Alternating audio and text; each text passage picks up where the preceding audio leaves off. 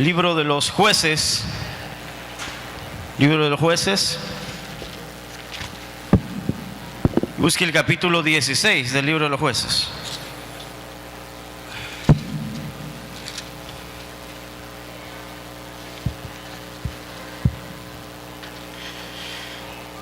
Y vamos a leer desde el versículo 20 al 25 del Libro de los Jueces. Me dicen amén cuando lo tengan, por favor. Y saludamos a todos los amigos que nos acompañan esta tarde, ¿verdad, hermanos?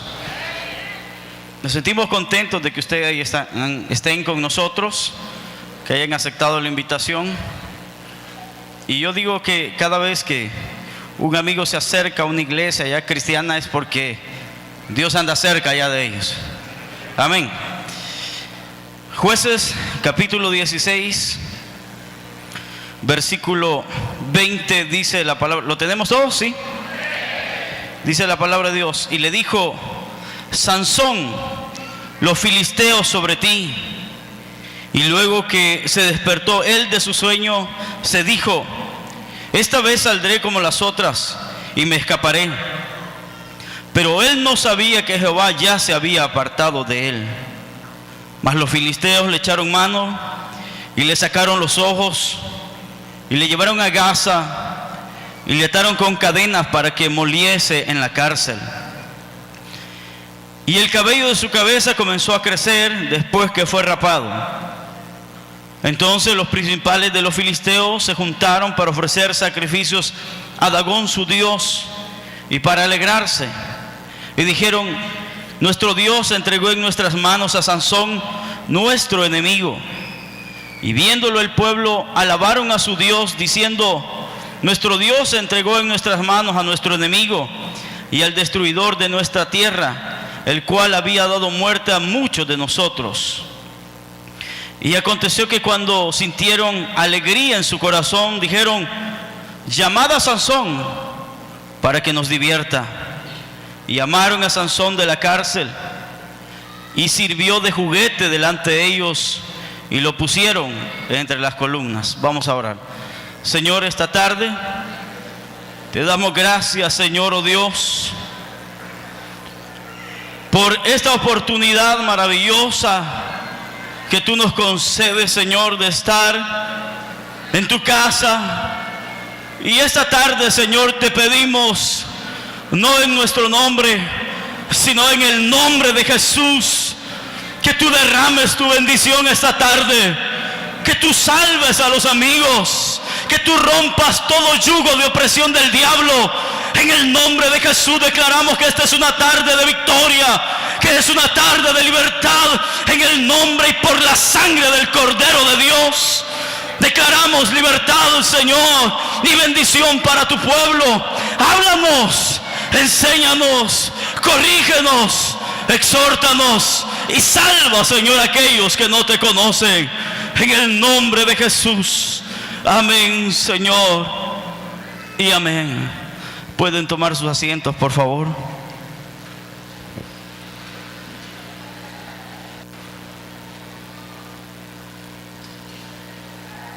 Hace unos años vi un documental de la National Geographic,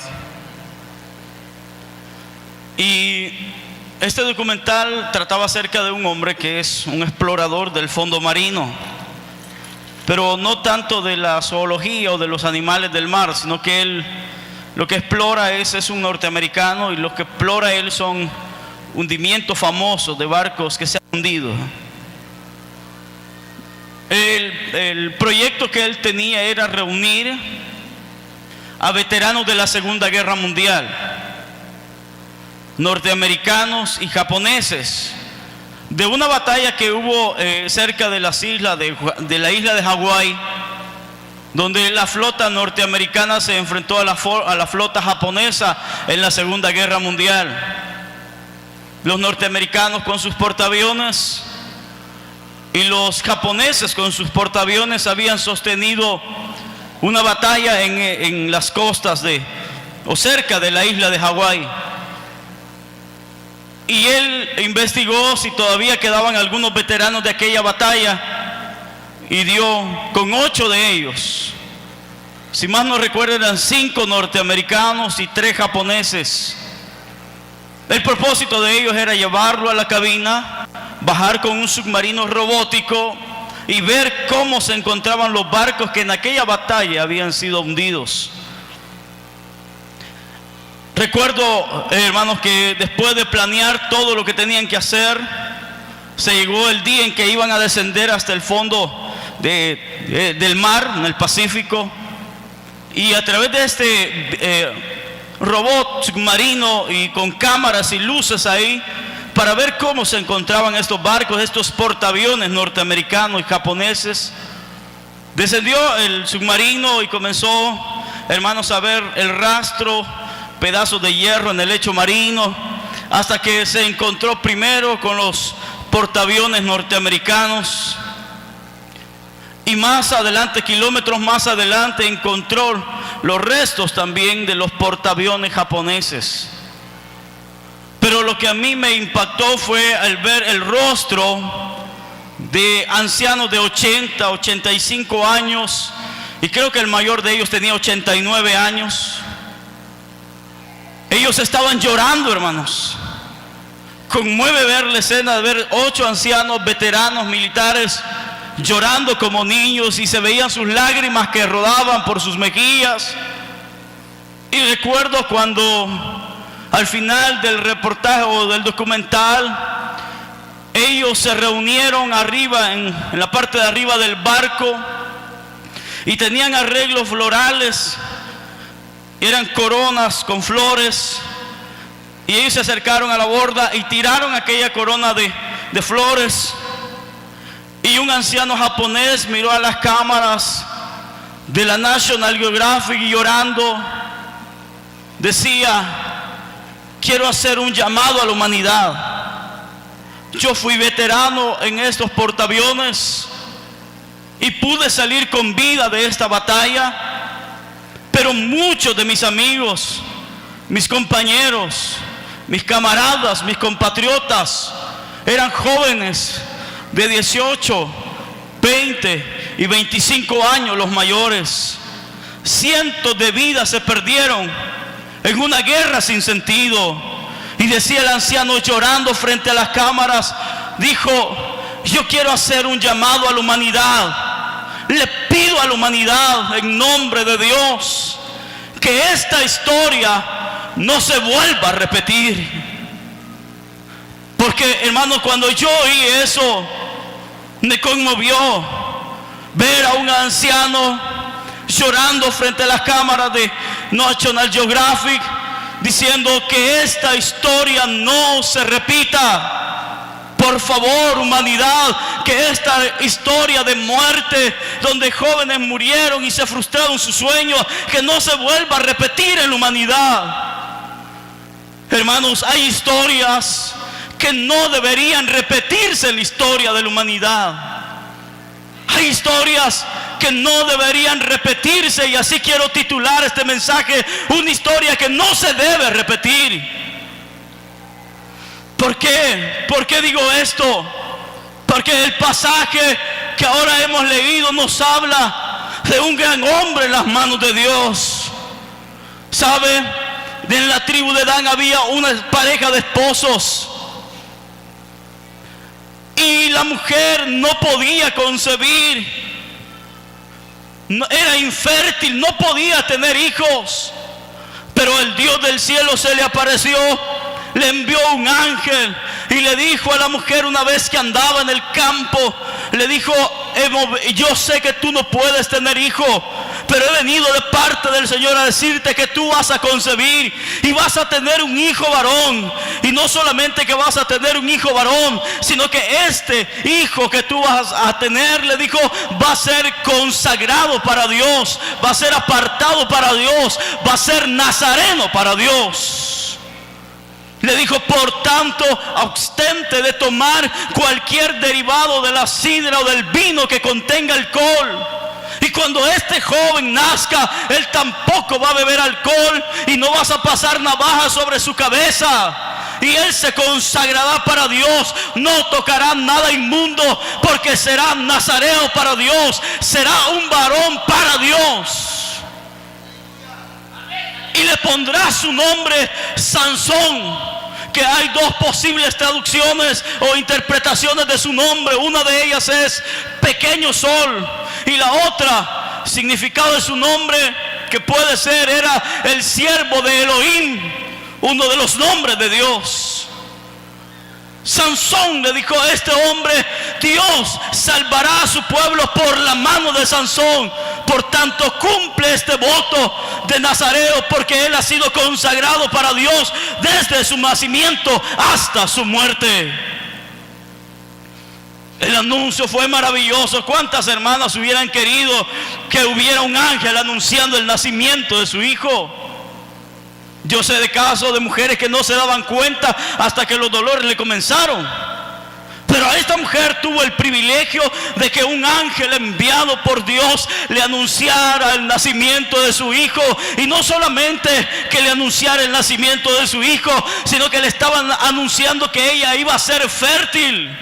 Porque me imagino que a una persona, a una mujer que tiene 10 hijos, ya no le alegra tanto que le digan que está embarazada. Pero puede imaginarse a esta mujer que era fértil, hermano. Le anuncian: vas a tener un hijo, y este hijo va a ser consagrado para Dios desde el día de su nacimiento hasta su muerte. Él será apartado para Dios. Y la historia de este hombre es muy particular y muy gloriosa. Cuando este era un muchacho, Dios comenzó a manifestarse en él, hermanos. Un día iba con sus padres a la ciudad de Timnat, porque él se había enamorado de una filistea, y ahí comenzó su debacle, porque era sabido por los israelitas que Dios les había dicho: ustedes son un pueblo santo, ustedes no deben contaminarse con las mujeres extranjeras, ustedes son mi pueblo escogido, deben guardarse, los hombres de Israel deben casarse con israelitas, y las filisteas pues que se casen con filisteos. Pero él se enamoró y le neció a sus padres y le dijo: no, yo me he fijado en esta mujer. ¿Y quién se puede meter en la vida de un hombre, una mujer enamorada?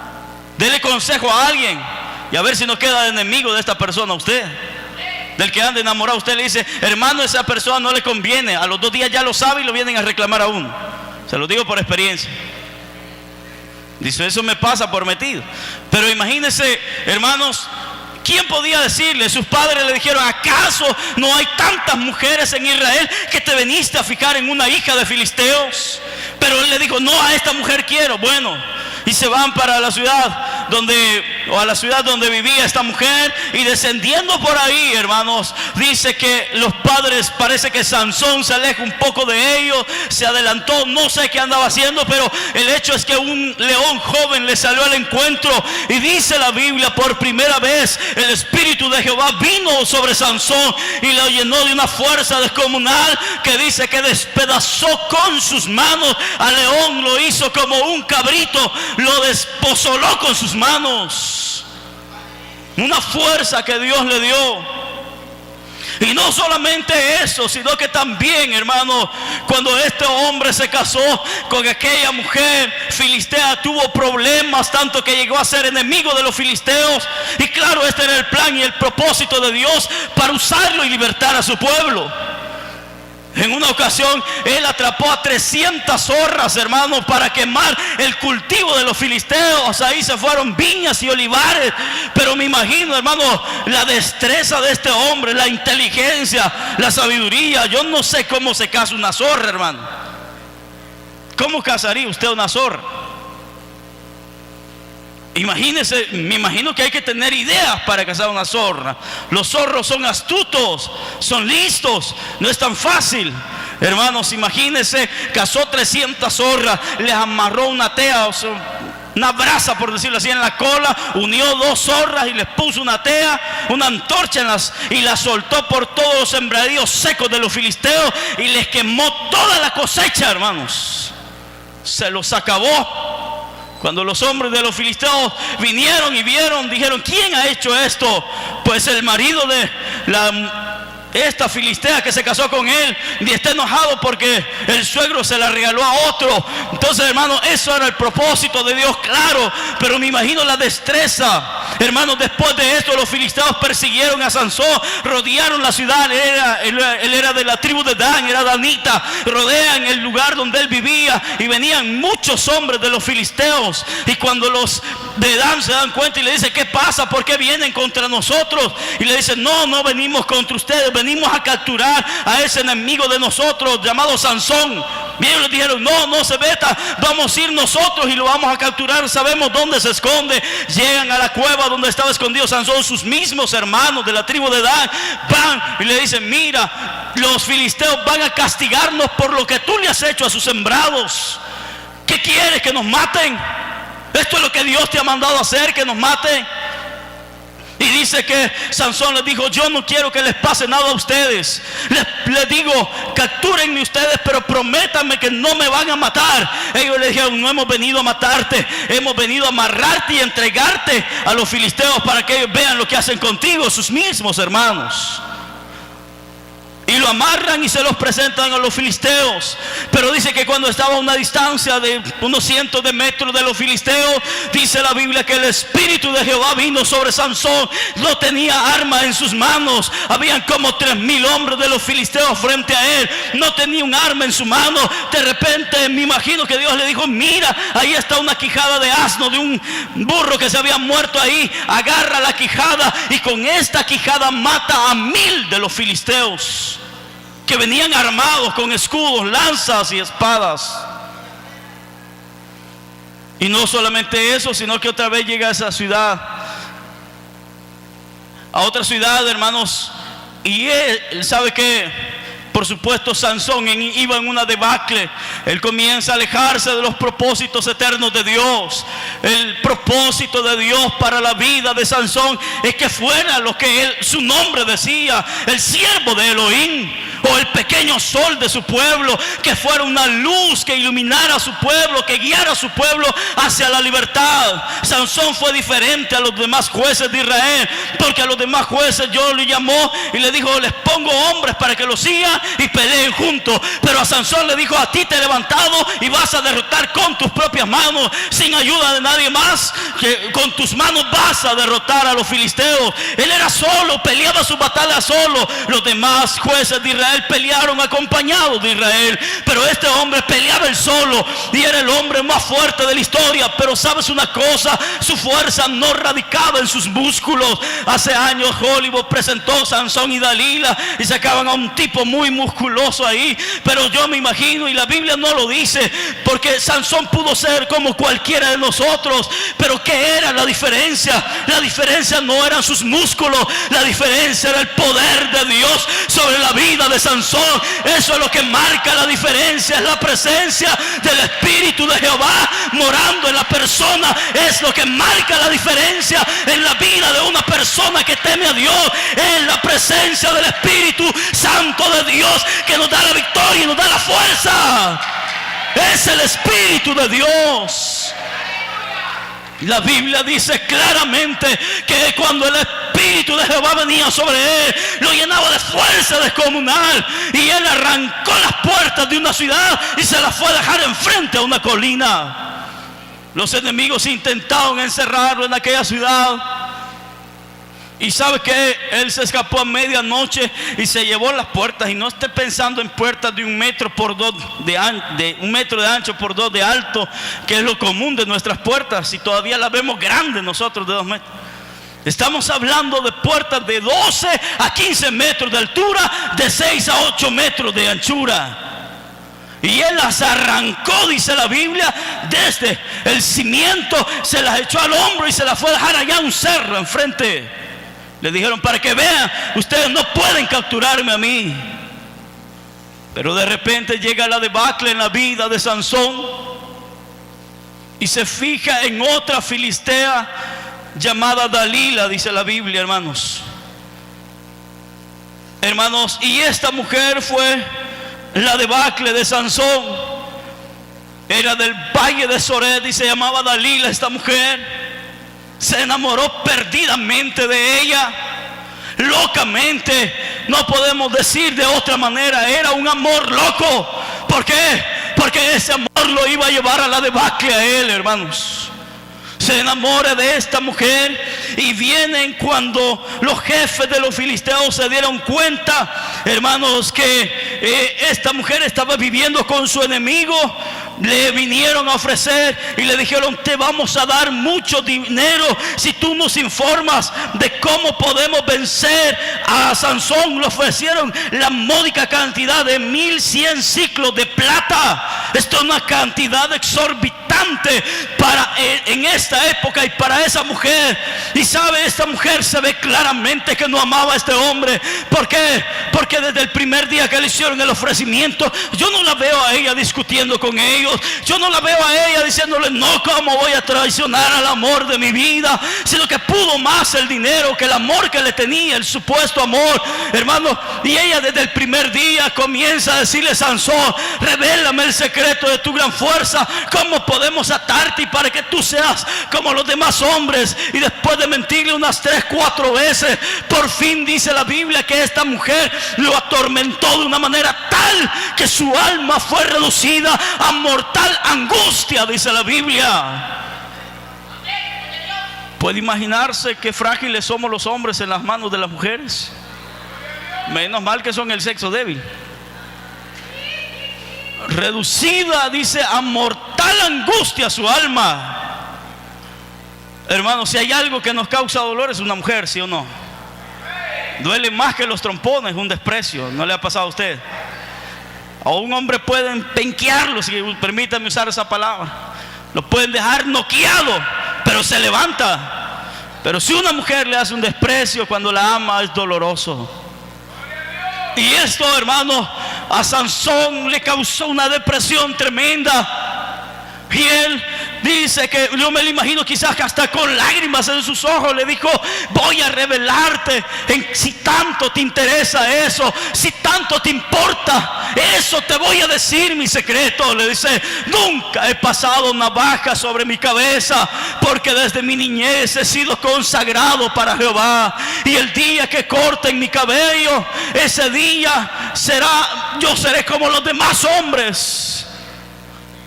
Imagínese, y Dalila no esperó más, solo esperó que se durmiera.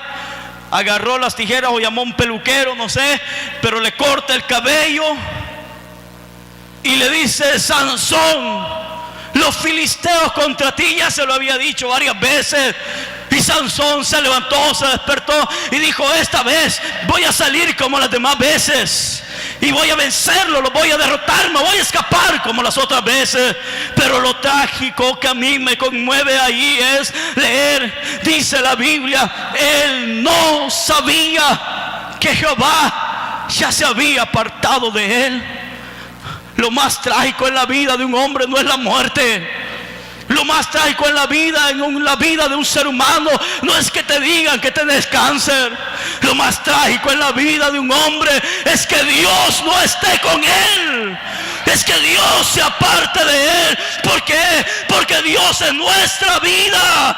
Dios es la fuerza. Dios es todo para nosotros. Pueden quitarnos lo que sea, como dice el pastor, pero que no me quiten su amor. El amor de Dios lo llena todo. La presencia de Dios lo llena todo. Él es todo en nuestra vida. Si nosotros no quitan a Dios, no somos nada, porque el Señor dijo: lejos de mí nada podéis hacer. Eso es lo más trágico en la vida de una persona, vivir una vida sin Dios.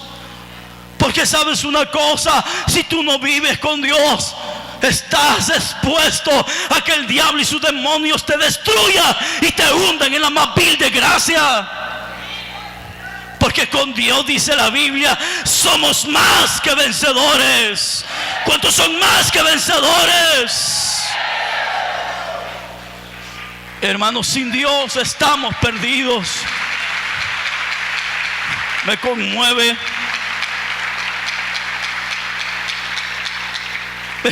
la historia, porque Dios ya no estaba con él. Él había jugueteado demasiado con el pecado. se había descuidado tanto, se había distraído tanto, que él no se había fijado que su vida se estaba deslizando e iba en una debacle espiritual. El diablo es un artista y un distractor de las personas. Él te dibuja las cosas y no te dice el veneno que hay detrás. En Rusia, después de la caída de la Unión Soviética, se dio el caso que en muchas fábricas había pillaje, robaban de todo. Y el gobierno optó por poner guardias armados en cada fábrica de Rusia, de la ex Unión Soviética. Y un guardia fue puesto en un aserradero. Y él llegó a conocer a los trabajadores por nombre y apellido. Pero una noche que estaba de guardia, vio salir a uno de los trabajadores. Petrovich se llamaba él, puro guardia, pero era el nombre de él. Y cuando sale, hermano, ve que él lleva en una carretilla montado un bulto. Cuando él se acerca y alumbra, era de noche, y ve que lleva un saco sobre la carretilla. Y le dice: ¿qué llevas ahí? Le dice: solo llevo viruta, llevo aserrín. Y le dice: Petrovich, ¿crees que hoy soy bobo? Abrí el saco, quiero ver qué llevas ahí.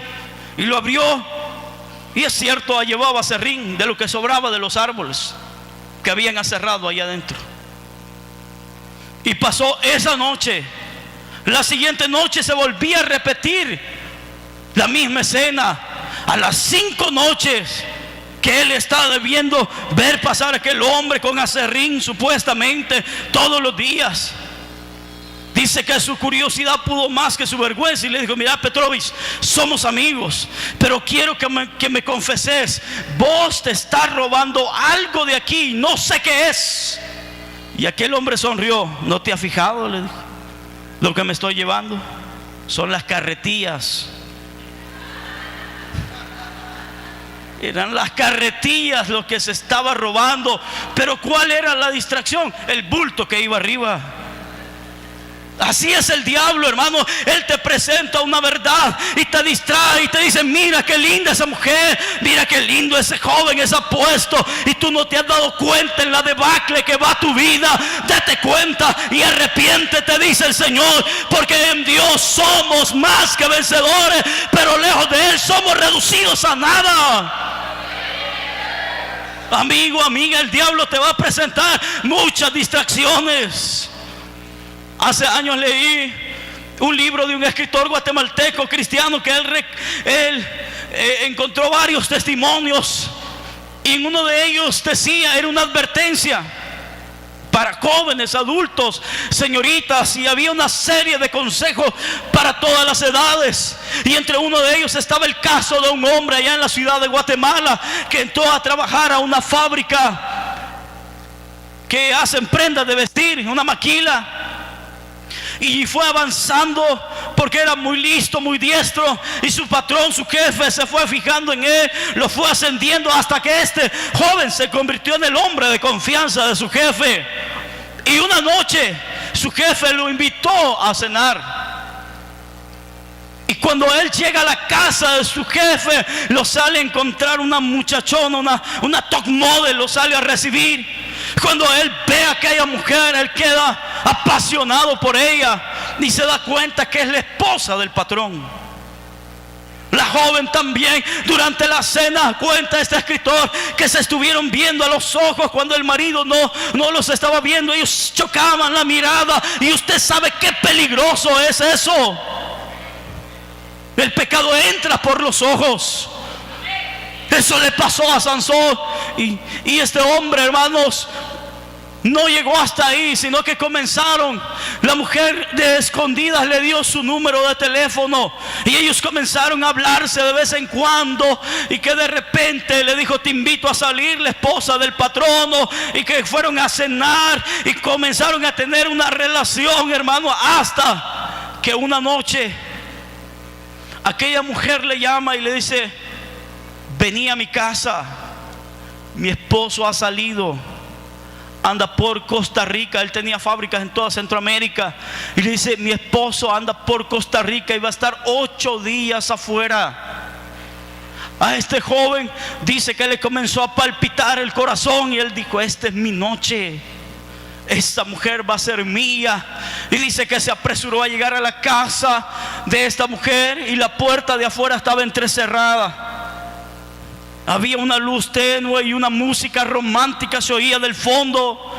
Empujó la puerta y sentía que el corazón se le salía. La emoción era fuerte. Algunos hombres saben de qué estamos hablando. La emoción era fuerte. Y dice que en el cuarto donde ella dormía había una luz roja y música suave estaba sonando. Dice que él casi se desmayaba de la emoción. Y entró al cuarto y halló en ropas menores a la mujer. Y no les describo a los demás, quédense hasta ahí. Sucedió lo que se tenía que suceder. Pasaron 2-3 horas acostados juntos en la cama. Y él se iba a vestir ya y ella lo abrazó y le dijo: venite, aprovechemos el tiempo que tenemos juntos. Y estaban ahí como a la 1 de la madrugada. Se oye un chirrido de llantas en la entrada y el portón se estaba abriendo. Y la mujer salta de la cama hacia la ventana y ve entrar el carro de su marido. Y aquel joven le dijo: ¿quién es? Es mi marido. Pero este hombre entró tan apresuradamente que no le dio espacio ni de vestirse. Cuando aquel hombre vio el caso, su mujer desnuda con su el que le servía a él desnudo ahí, él escondía detrás de la puerta un bate de béisbol de aluminio. Él agarró el bate, agarró a batazos al joven, lo dejó tendido en la cama. La mujer intentó escapar, la pescó del cabello y le dio un puñetazo de fuego tan grande el golpe que le bajó los 4 dientes de enfrente.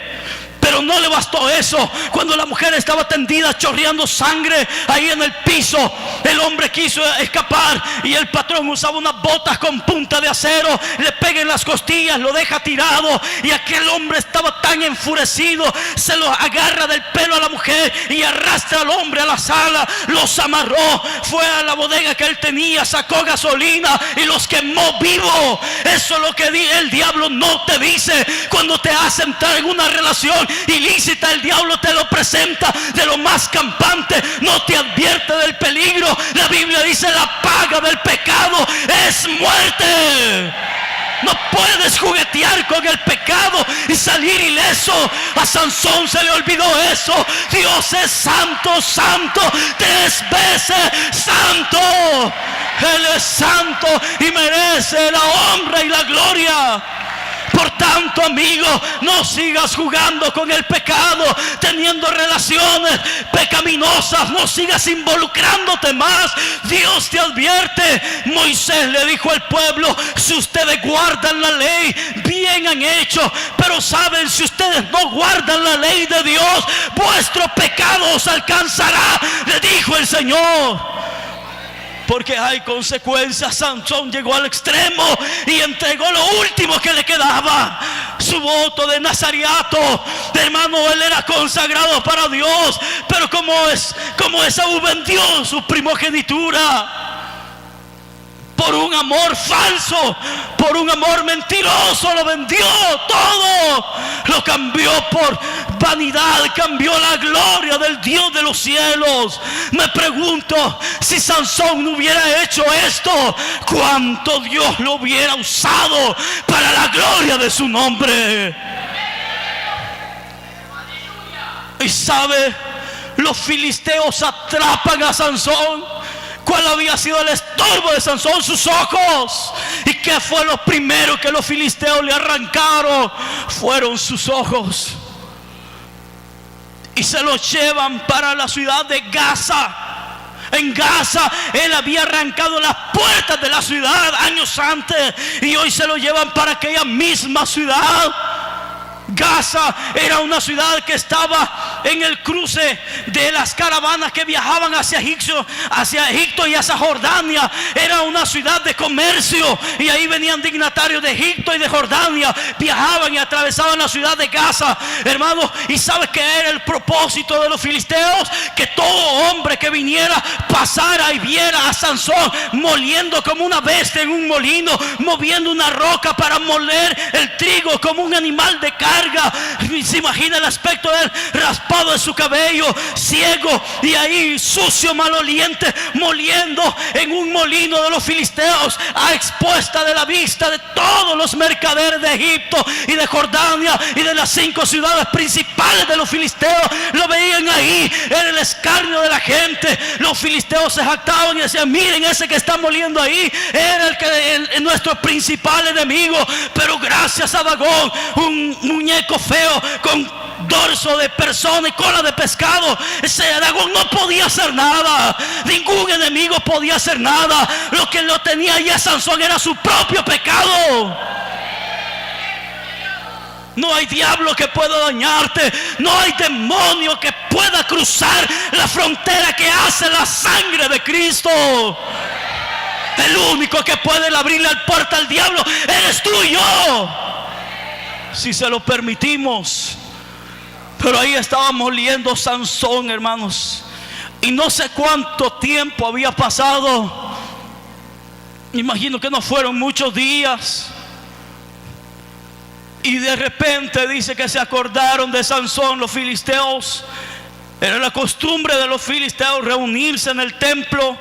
Estos templos tenían una forma de areópago, pero encima tenían como una segunda planta, y sobre esta segunda planta habían 2 columnas, y sobre arriba se sentaba todo el público y abajo estaban los sacerdotes de Dagón ahí ministrando frente al muñeco ese. Y en una de esas fiestas, lo que ellos hacían en estas fiestas eran sacrificios humanos para el dios de la agricultura, era este Dagón. Y se reunieron ese día y dijeron: traigan a Sansón, aquel que nos hacía mal, tráiganlo ahora para que nos divierta. ¿Se imagina esas palabras? Ese no era el plan de Dios para Sansón. ¿Usted cree que Dios quiere que usted sea un payaso del mundo? ¿Usted cree que Dios quiere que tú y yo seamos un títere del mundo? ¿Tú crees que Dios nos dio la vida para que seamos una marioneta del diablo y de sus demonios? Si Dios te ha dado la vida, mi amigo, es para que seas un hijo de Dios en la tierra y te levantes con orgullo y levantes tu frente y digas: yo soy un lavado con la sangre del Cordero de Dios. No es el propósito de Dios que seamos un payaso o un juguete del diablo. ¿Tú crees que Dios te dio la vida para que andes bailando ahí? ¿Ha visto esos bolos ridículos cuando ponen música? Están bailando los bolos ridículos. ¿Usted cree que para eso le dio la vida el Señor? ¿Usted cree que Dios le dio la vida para que se esté inyectando morfina o inhalando cocaína? ¿Cree que para eso Dios le dio la vida? ¿Usted cree que Dios le dio la vida para que ande como una mujer loca de boca en boca de hombres? ¿Y tú crees que ellos te dicen la verdad? Y cuando tú te vas y te acuestas con un hombre, sale corriendo a contarle al amigo: ya me le eché aquella, ¿te acordás? Y ya estuvo. Eres una más en la lista. ¿Tú crees que para eso Dios te dio la vida? Para que seas un juguete, un payaso. Dios no le había dado la vida a Sansón. Él mismo se lo había dicho a sus padres: él será consagrado para mi nombre, dice el Señor. Yo le he dado la vida para que me sirva a mí, para que sea el siervo de Elohim, del Dios poderoso.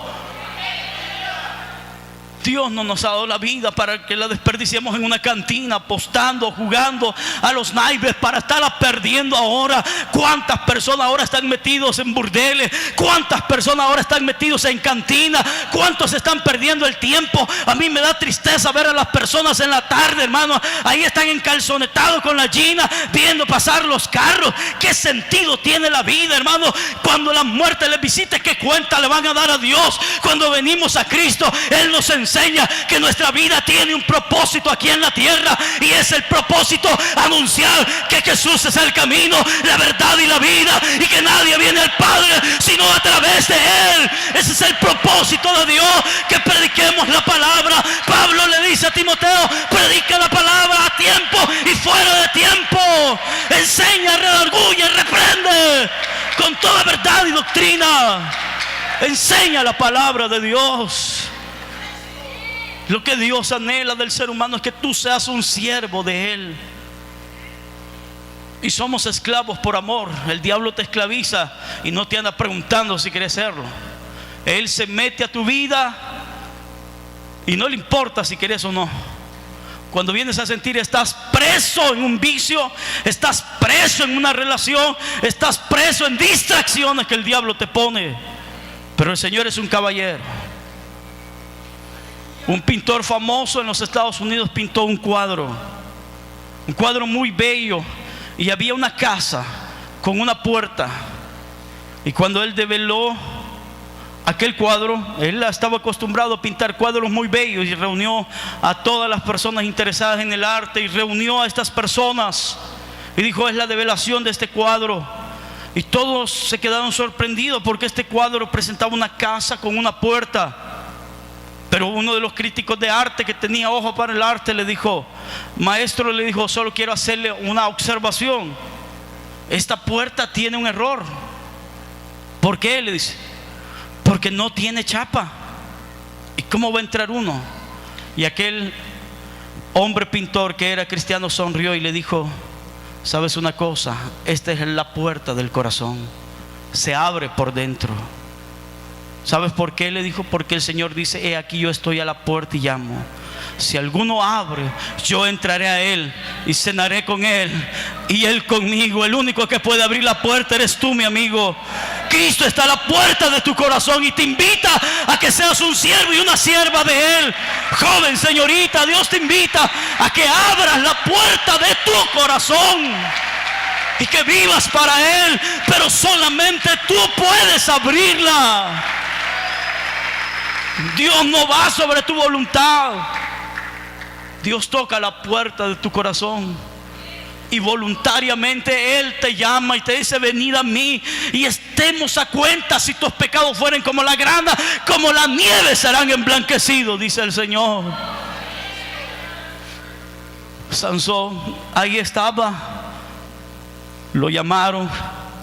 Un joven llegó a traerlo y lo lleva hacia el templo de Dagón. Se imagina aquella gente, dice que estaban alegres ya por el vino, estaban bolos todos ahí, borrachos. Y cuando ven venir a Sansón de la mano de un joven ciego, ahí en medio de ellos comenzaron a gritar. Me imagino que lo escupían, le tiraban objetos y adoraban a Dagón, su dios. Y decían: este nuestro Dios nos libró, este era nuestro enemigo y le sirvió de juguete, dice la Biblia. Eso duele el corazón. ¿Por qué? Porque hay tantas personas en el mundo que hoy son un juguete del diablo y él los exhibe públicamente. Un hermano que trabajaba antes de ser cristiano, por supuesto, trabajaba en una cantina, y él me contaba cuántos hombres con grandes conocimientos de ciencia llegaban a la cantina a venderle libros, a venderle herramientas. Él tenía un borrachito casi de 60 años que le escribía las cartas porque tenía una letra de carta que parecía que una máquina la hacía, y él le pagaba una cora o le daba un poquito de alcohol para que le hiciera las cartas.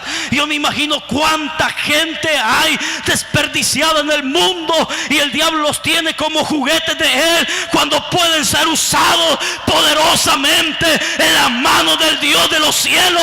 Solo tienes que abrir tu corazón para que Dios te dé vida y te la dé en abundancia. Tú no has nacido para ser un juguete del diablo.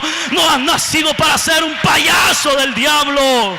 Amigo, ríndele tu vida al Señor y no habrá diablo ni demonios si tú te mantienes en santidad y manteniendo una comunión con Dios. No hay demonio que te toque, no hay diablo que te toque. ¿Por qué? Porque la Biblia dice que desde que creímos fuimos sellados por el Espíritu Santo de Dios. Somos llenos de la presencia del Espíritu de Dios. Y por eso podemos alabarle esta tarde, porque Él habita dentro de nosotros. El Espíritu que moraba sobre Sansón también mora sobre nosotros. El Espíritu del Dios del cielo está en medio de nosotros. Dios quiere que tú seas útil en sus manos. Pero lamentablemente esta historia se sigue repitiendo. Porque hay gente que ha probado la misericordia de Dios. Quizás aquí hay personas, o por la radio o por internet, hay personas que nacieron en un hogar cristiano y se han vuelto paganos, y se han vuelto idólatras, y se han vuelto doctrinas extrañas. Cuando tú bien sabes la verdad, tú sabes que no hay otro camino. Jesús es el camino, la verdad y la vida.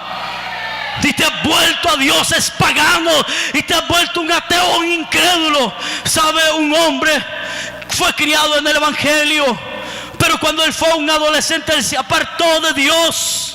A la edad de los 35 años, él estudió y fue un licenciado en leyes en los Estados Unidos. Pero una tarde, un compañero de estudio entró a su oficina con autoridad de Dios. Le dijo: sí, quiero que te sientes y que me escuches. Vengo con un mensaje de Dios para tu vida. Y le dijo: tú fuiste criado en el evangelio, tú fuiste criado en la verdad. ¿Y qué te pasa ahora? ¿No quieres saber nada de Dios? Pues el Dios de tus padres me ha enviado a decirte que te arrepientas de tus pecados y te vuelvas a Dios, y serás usado por Dios. Y aquí esa tarde aquel hombre le entregó su vida al Señor a la edad de 60 años. Él era Sir Ingerson Scofield, y fue el primer hombre que sacó una Biblia de estudio que ha bendecido a muchas personas. Este hombre escribe y dice: yo me había apartado de los caminos del Dios de mis padres, pero cuando le conocí, amé su palabra, y entrego esta edición con los estudios que he realizado desde los 35 años hasta la fecha. He aprendido a amar la palabra de Dios, porque sé que ella es la verdad de Dios para mi vida. Eso es lo que Dios anhela para todo hombre y para toda mujer. Decía el doctor Myles Monroe, él es un escritor y un conferencista a nivel mundial, y dice: hay un lugar que es más rico que las minas de oro de Sudamérica. Hay un lugar que es más rico que los pozos petroleros de toda Arabia, Irak e Irán. Y hay un lugar que es más rico que las minas de esmeraldas en Sudáfrica. ¿Y sabes cuál es ese? Decía él en una conferencia: el cementerio. ¿Por qué? Porque allí hacen muchos mensajes que no se predicaron, están ahí.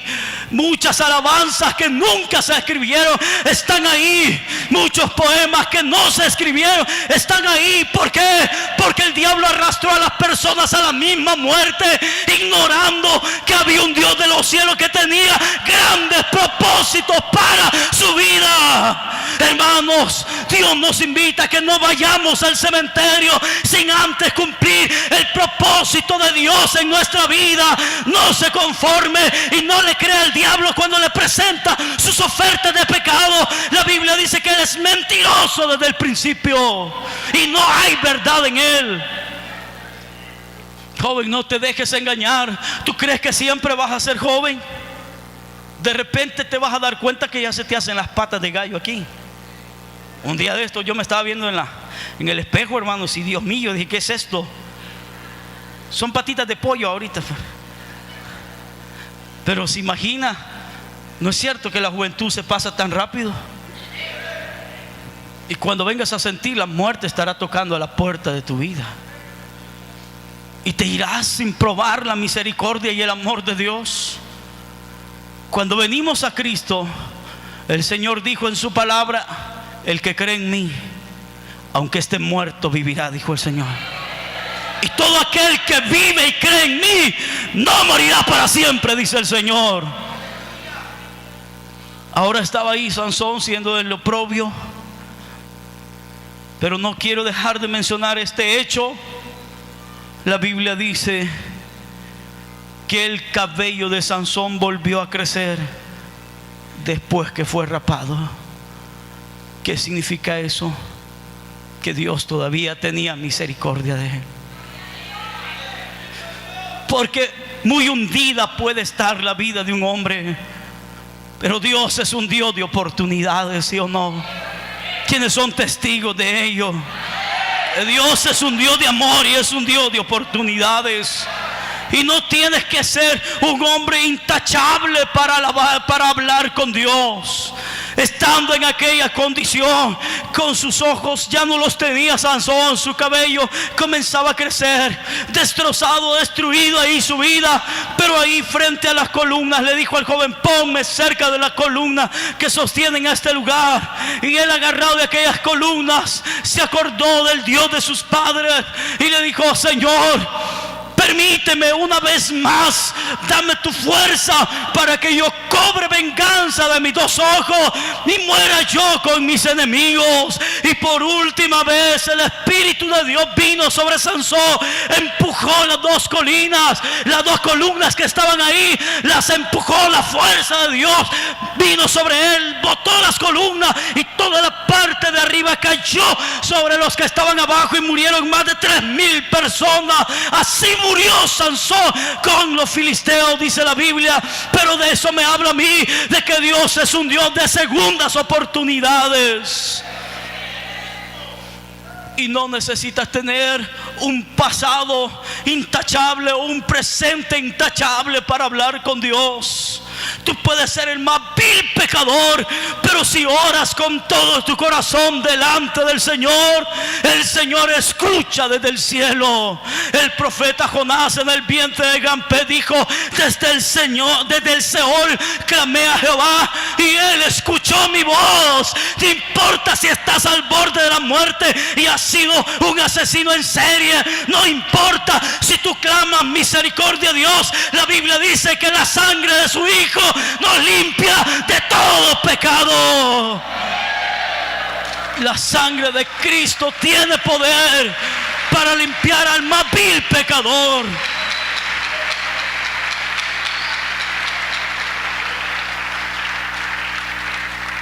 Yo les contaba la vez pasada en la historia, en los ministerios RBC que escriben el Pan Diario y otros libros, se narraba la historia de Jeffrey Dahmer, conocido como el asesino, el carnicero de Milwaukee.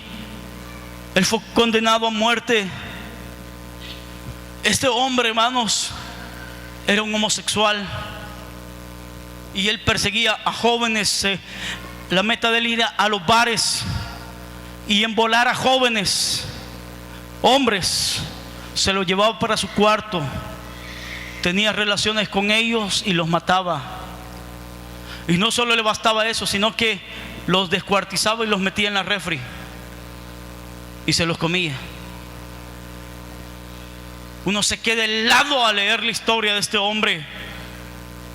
Un psicólogo, un psiquiatra que lo fue a visitar varias veces a la cárcel, lo trató de interrogar que por qué él había sido así, y le dijo: no creas que vas a hallar algún caso en mi pasado. No, yo he sido un joven normal, pero mi vicio ha sido ese. Le dijo: he sido un homosexual y me ha gustado tener relaciones con jóvenes y matarlos y comérmelos. Y le dijo: hay unos que su devoción es salir y echarse un cigarro. Pues para mí, yo salgo a la calle y conquisto un hombre, lo mato, lo descuartizo y me lo como después. Ese es mi vicio. Hermano, qué increíble. Cuando leía eso, yo quise investigar más de quién era este Jeffrey Dahmer. Hay un ex agente del FBI que escribió un libro que se llama En el vientre de la bestia, o en la mente de la bestia, más bien, en la mente de la bestia. Y este hombre dice que él fue un detective que comenzó a investigar los casos de asesinos en serie, y entre ellos estaba el caso de Jeffrey Dahmer. Y él escribe en su libro: este hombre ha sido el más frío, el asesino más frío que yo conocí en toda mi carrera de detective del FBI. Era un hombre tan frío que a la hora de que lo condenaron a la pena de muerte, ni siquiera demudó su rostro, no hubo un gesto en él. Pero un escritor de los ministerios RBC llevó el caso de él, y él cuenta que estando en la cárcel, un día Jeffrey Dahmer oyó hablar de Jesucristo. Le entregó su vida a Jesús. Tú me dirás: un hombre como ese no tiene perdón de Dios. Pero este hombre no llegó a la muerte que le habían programado, sino que parientes de los jóvenes que él había asesinado pagaron asesinos en la cárcel. Y a Jeffrey Dahmer lo asesinaron, lo degollaron ahí frente a las bancas de un pequeño templo que estaba ahí en la cárcel. Y él murió de rodillas orando a Dios. Cuando fue el funeral de este hombre, un escritor de uno de los principales periódicos de Milwaukee escribió, Jeffrey Dahmer, que el infierno se abra cuando tú desciendas y que te sepulte en la más densa oscuridad y que tu nombre no se vuelva a mencionar más. Pero esas son las palabras de un escritor. Porque sabes una cosa, la Biblia dice que al corazón contrito y humillado Dios no rechazará jamás. Y que la sangre de Cristo tiene poder para perdonar aún a Jeffrey Dahmer. No importa quién haya sido él, la sangre de Cristo nos limpia de todo pecado. No importa si ha sido un matricida, un patricida, han matado a tu, no importa. La sangre de Cristo, si tú confiesas al Señor tu pecado, el Señor te perdona.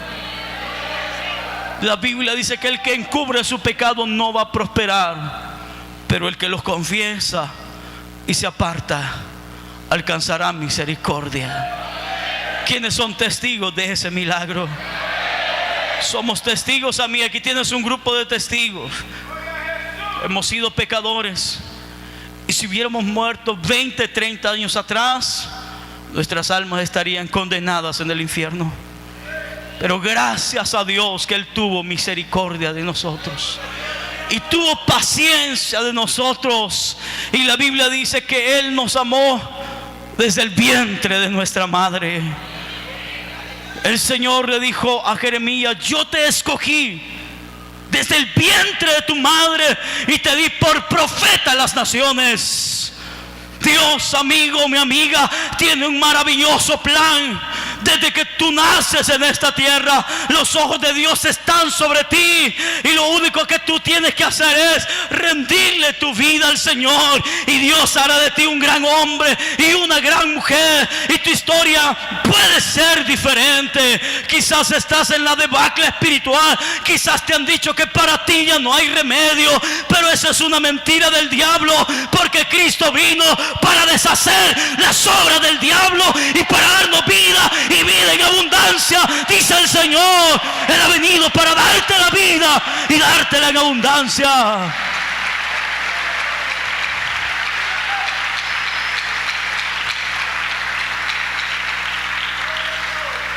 Y esta tarde también, hermanos, hombres y mujeres que servimos a Dios, debemos cuidar nuestro nazareato también, porque cuántos saben que somos apartados para Dios. Me duele el corazón al saber cuando uno de nuestros hermanos, uno de nuestros guerreros cae presa de las garras del diablo. Duele el corazón al saber que un hermano más ha vendido su primogenitura. Y tú te lo has encontrado aquí. Nos hemos saludado como cristianos, nos hemos aprendido a amar, y de repente te das cuenta que anda involucrado en cuestiones de pecado vergonzosas. Si el corazón nuestro duele, ¿cuánto más le duele a Dios, que es santo y perfecto? Porque a veces voy por el centro de Santa Ana y me encuentro no 10 personas, no 20 personas, cientos de personas que fueron miembros de esta iglesia y hoy andan como un payaso del diablo en el mundo. Hombres peludos y mujeres pelonas. Increíble como el diablo los exhibe públicamente, y algunos de ellos han perdido toda vergüenza, que aquí mismo vienen al templo a exhibir la obra que el diablo está haciendo con ellos.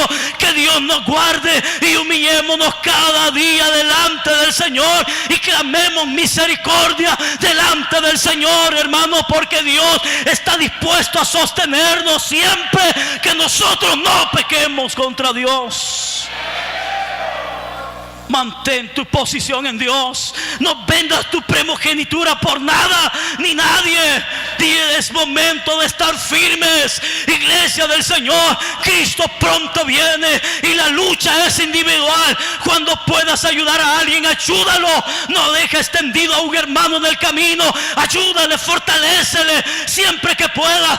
Pero si él no quiere, tú sigue firme hacia adelante, puesto los ojos en Jesús, el autor y consumador de nuestra fe, porque Cristo pronto vuelve a la tierra y un día estaremos frente al Señor. Y tú y yo daremos cuentas individuales. Tú tienes que plantarte delante del Señor, y que tampoco el tropiezo de tu hermano sea un tropiezo para ti. Mejor que sea un ejemplo, y clama a Dios misericordia, y tú sigues firme hacia adelante. Pero sabes, Dios es un buen amigo. Es el mejor amigo. Es el único amigo sincero. Él no te dejará tendido en el camino. Si tú has pecado, la Biblia dice: abogado tenemos para con el Padre, a Jesucristo el justo. Termino con esto. Dos hombres jóvenes se conocieron y fueron amigos desde su juventud, su adolescencia. Compartieron sus sueños. Y de repente que a los dos se les da porque querían ser militares, y se enrolan en la vida militar y los envían hacia Vietnam, en los Estados Unidos. Y por razones del destino, vamos a decirlo así, ellos quedan en batallones diferentes. Los separan por primera vez en la vida, se separan. Cuando uno de aquellos hombres venía del campo de batalla, le cuenta a otro amigo, le dice: ¿sabes qué? Escasamente pudimos escapar 5 del batallón de la emboscada que nos tendieron nuestros enemigos. Y él se preocupó y le dijo: ¿y mi amigo? ¿Y mi amigo? No sé qué fue de él. Solo volvimos 5 y no sé qué pasó con él. Y este hombre, que era un amigo fiel, fue donde su sargento y le dice: sargento, necesito ir al campo de batalla y ver qué pasó con mi amigo. Y le dijo: no, le dijo, esa es una zona muy peligrosa, ahí se están llevando cruentos enfrentamientos y no creo que lo halles vivo para esta fecha. Y le dijo: no tienes mi permiso. Y él le dijo: perdone, sargento, pero este es mi amigo y yo me voy, sea que me dé o no me dé permiso. Y aquel hombre salió. Como a las 4 o 5 horas venía herido mortalmente, cargando a su amigo en el hombro, y venía chorreando sangre. Y cayó de rodillas con su amigo en hombros frente de su sargento. Y su sargento le dije: no te dije que era en vano que fueras. Fuiste solo para perder la vida por tu amigo. Y él le dijo, llorando, le dijo: no fue en vano, porque cuando yo llegué al campo de batalla, mi amigo estaba mal herido y estaba al borde de la muerte. Y cuando me vio a mí, él lloró y me dijo: yo sabía que tú no me ibas a fallar. Yo sabía que tú tenías que venir y sacarme de aquí. Valió la pena, le dijo aquel hombre a su sargento, porque mi amigo me esperaba. Yo llegué y si tuve que entregar mi vida por él, valió la pena, porque yo soy un amigo verdadero. También Jesús, mi amigo, no te dejará solo en el campo de batalla. Jesús es el mejor amigo y Él no te dejará mal herido, tirado en el camino. Si esta tarde tú has pecado contra Dios, vuélvete ahora en amistad con Dios. Los brazos del Padre están abiertos, esperando por ti esta tarde. Vuélvete a los caminos de Dios. Vuelve a los brazos del Maestro. Los brazos del Maestro están esperando por el hijo pródigo que se ha apartado de los caminos. El Señor te invita esta tarde. Vamos a cerrar nuestros ojos. Yo le invito a que cierren sus ojos ahí. Y ahí donde están sentados vamos a orar esta tarde, hermanos.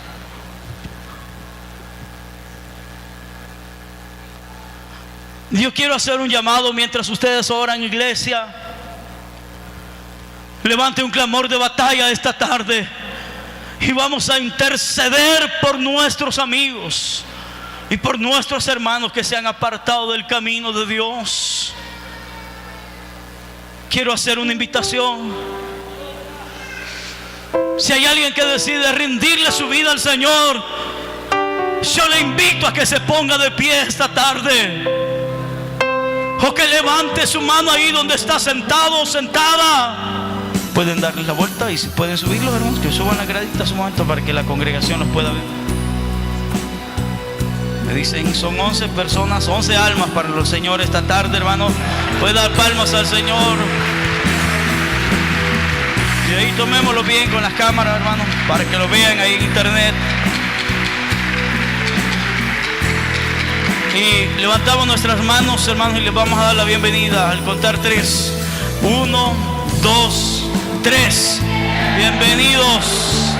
Fuertes esas palmas y gracias, hermanos diáconos y diaconisas.